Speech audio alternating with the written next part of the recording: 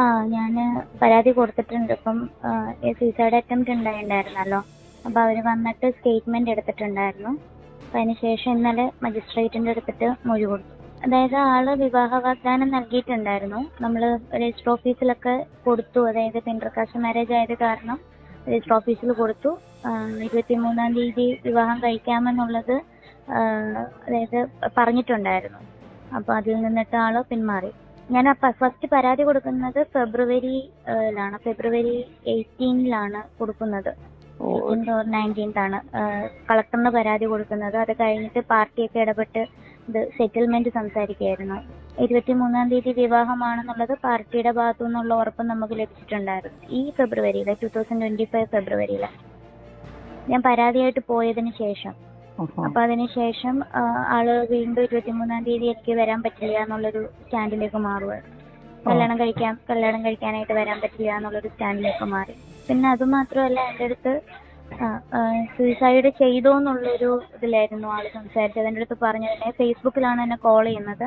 ഫേസ്ബുക്കിൽ കോൾ ചെയ്തിട്ട് എൻ്റെ അടുത്ത് പറയുന്നത്, ഈ കോള് റെക്കോർഡ് ചെയ്യാൻ പറ്റില്ലല്ലോ, അപ്പോൾ ഞാൻ നിൻ്റെ അടുത്തൊരു കാര്യം പറയാം, എനിക്ക് 23-ാം തീയതി വരാനായിട്ട് പറ്റില്ല, നീ എന്താണെന്ന് വെച്ചാൽ ചെയ്തോ, നിൻ്റെ എക്സ്ട്രീമായിട്ടുള്ള ഡിസിഷൻ എന്താണെന്നാണ് എൻ്റെ അടുത്ത് ചോദിച്ചത്.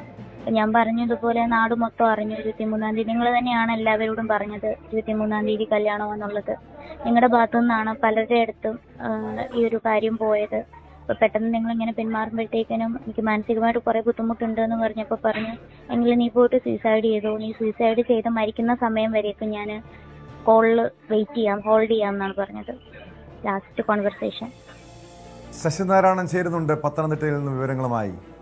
ശശിനാരായണൻ, CPM-നെ പാർട്ടിയെ പോലും പ്രതിരോധത്തിലാക്കുന്നൊരു സംഭവമാണ്.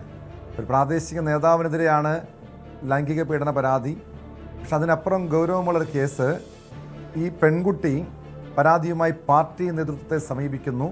പാർട്ടി വിവാഹം നടത്തിത്തരാമെന്ന് ഉറപ്പ് നൽകുന്നു. പക്ഷെ എങ്കിൽ പോലും അങ്ങനെ പാർട്ടിയുടെ ഉറപ്പുണ്ടായിട്ടും ഈ അലൻ മാത്യു വിവാഹ വാഗ്ദാനത്തിൽ നിന്ന് പിന്മാറുന്നു. അതിൻ്റെ മനോവിഷമത്തിൽ യുവതി ആത്മഹത്യക്ക് ശ്രമിക്കുന്നു.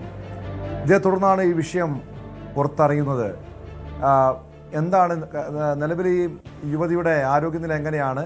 പരാതിയുമായി മുന്നോട്ട് പോകുകയാണ്. ടോം, തീർച്ചയായും എന്തായാലും വലിയ ഗൗരവമുള്ള പരാതി തന്നെയാണ് ഇത് ഉള്ളത്. എന്തായാലും റാന്നി സ്വദേശിയായ അലൻ മാത്യു ആണ് ഈ ഇത്തരത്തിൽ വിവാഹ വാഗ്ദാനം നൽകി യുവതിയെ പീഡിപ്പിച്ചതുള്ള പരാതിയുള്ളത്. എന്തായാലും ഇവർ തമ്മിൽ സ്നേഹത്തിലായിരുന്നു, പിന്നെ അടുപ്പത്തിലായിരുന്നു. അതുകൊണ്ട് തന്നെ വിവാഹം കഴിക്കാമെന്നൊരു വാഗ്ദാനം നൽകിയാണ് ഈ പെൺകുട്ടിയെ പിന്നീട് ലൈംഗികമായി പീഡിപ്പിക്കുകയൊക്കെ ചെയ്തത്.